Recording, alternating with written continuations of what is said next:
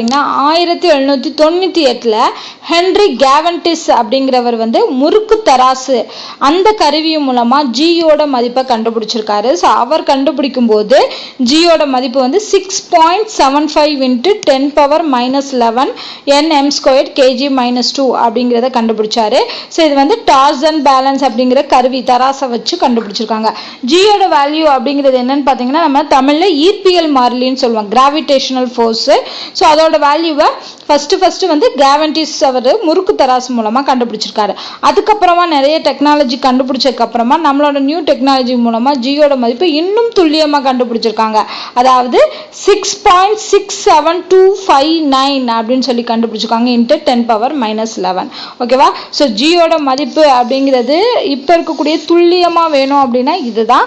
So and இதோட யூனிட்டையும் ஞாபகம் வச்சுக்கோங்க, nm² kg-2.